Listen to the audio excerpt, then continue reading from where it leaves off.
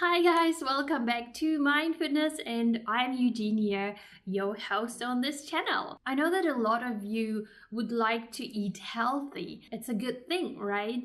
But unfortunately, eating healthy can become also an extreme. We create this war with food and how we feel about ourselves, and if something is not going to plan, we follow the wagon.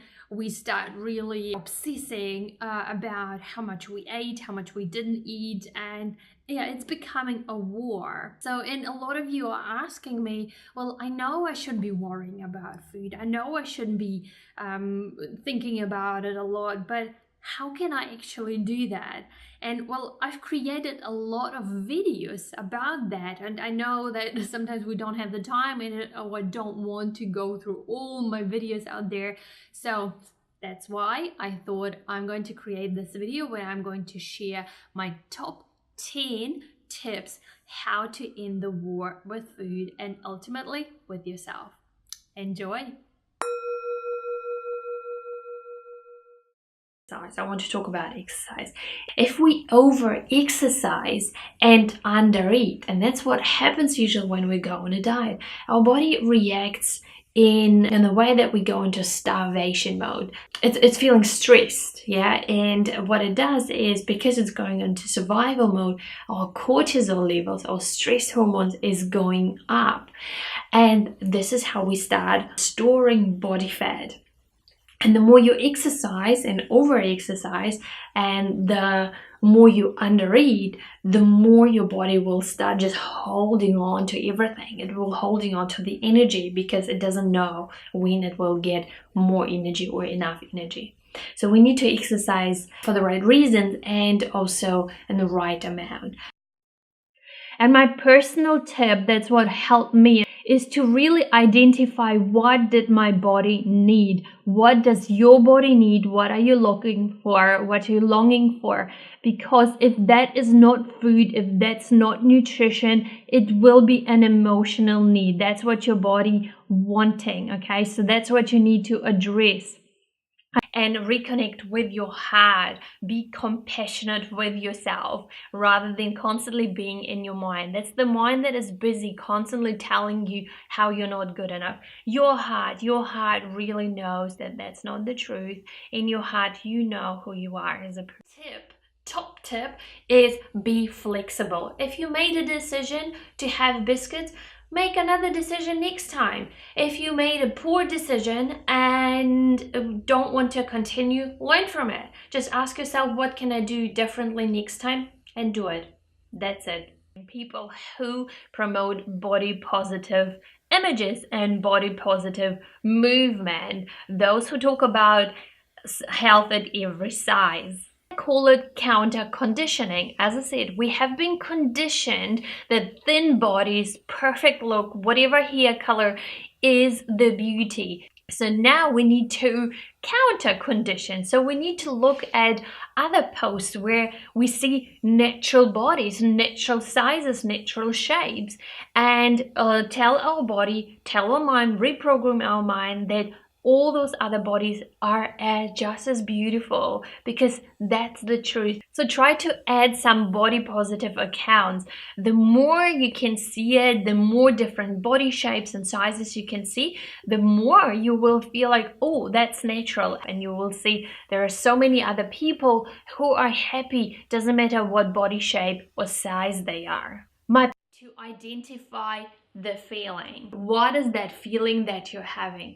I'm tired, I'm exhausted, I'm frustrated, I'm disappointed, I'm angry. So it's important to call that emotion out so that you can later on decide what is the right thing to do instead of using food as a drug. To de-stress, quite often when we get home and we have had a very busy day, then it's our way to just have some biscuits, have some wine, and just de-stress. Find other ways of de-stressing. There are a lot of really powerful, amazing mindfulness meditation. There's beautiful yoga stretches. So I'm just going to attach a video up here or put a link below. do yoga, do, as I said, mindfulness meditation, go for a walk, talk to a friend. So do all those things that really help you to de-stress rather than using food for comfort. Mindfulness and awareness. So creating awareness around our thinking and behavioral and emotional patterns, because binge eating happens, usually there is a pattern. When did it happen? What day? On what kind of days, to what time of the day, what was happening. I realized that most of the time it was happening when I was alone at night time, and most of the time I also subconsciously prepare the binge. So even when I was shopping, I would buy those foods that I would usually binge on. So ask yourself the questions: what are my behavioral, emotional patterns? Is there a time of the day when I do it? What are my thinking patterns during the binge, before, or even after? So the more you can understand everything around it, the better you can understand and overcome it as well. Setting not realistic goals, like for example doing something all the time, healthy all the time, exercising all the time. That's not gonna work. So my tip is set yourself very tiny little tiny goals, like for example have maximum 2 takeaway meals a week and the rest is home cooked meal. Another goal could be having breakfast every morning, or having at least 1 meal with vegetables every day. So you see, you want to have small goals, realistic goals, and goals that you can maintain and that are easy to follow as well. Point number 4 is dieting. Usually a binge episode comes after a diet episode. So it's usually the opposite of we go on a diet, we restrict ourselves, and then we can't hold on to this anymore. We can't stay hungry anymore because we just get sick of it. So we then get out as like from one extreme to another, and then we end up binge eating on all the chocolates and all the food that we missed and wanted to actually wanted to have. So you need to ask yourself, are you dieting? If you do diet, what foods are you restricting? And why are you restricting those foods? What is it that you're trying to get? And how can you have those foods in a healthier version in your diet?